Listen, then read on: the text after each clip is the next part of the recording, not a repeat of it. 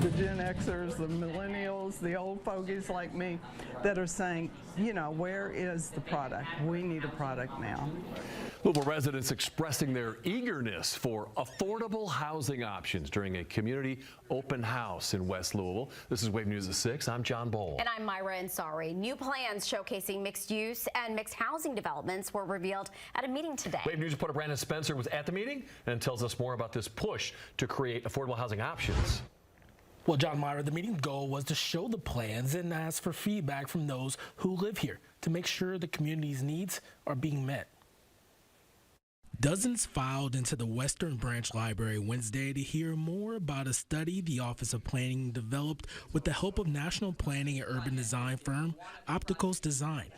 The firm introduced a plan priority map that analyzed existing conditions to find areas where mixed use and mixed housing can be utilized. This is just the beginning of this project, so we are not even halfway through yet. So data collection, data analysis, that's what this is all about at this stage. Emily Liu is the director for the Office of Planning. She says one of the biggest selling points of Opticos Design's plan is middle housing options. That includes the introduction of duplexes, small lot homes, and fourplexes, which is a building that can hold 4 different households, something Liu believes is needed here.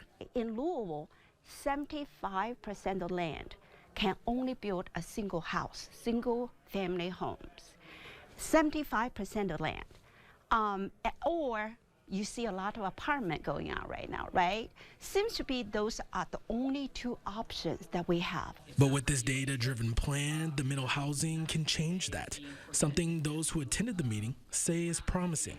I'm hopeful because a lot of the issues that were raised today are right on target in terms of neighborhoods, rebuilding neighborhoods.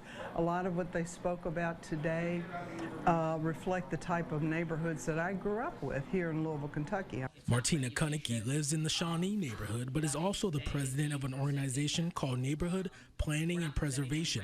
Kunicki says she's been to a lot of these meetings and shares how refreshing it is to see more younger people looking to be in the know. People are beginning to ask themselves questions like, why is it I cannot afford a home? Why is it that we have people living on the streets? Why are people living in their cars? What are we doing to increase the housing stock we have? And while she believes these plans have potential, Kunicki says it won't mean anything if they don't come to fruition. I think it can have promise as long as the community hold the speakers accountable. So it's one thing to give the appearance of change and everything seems so shiny and new with these slides. It's another thing 2 or 3 years down the road to be able to say, look, we actually delivered on what we promised.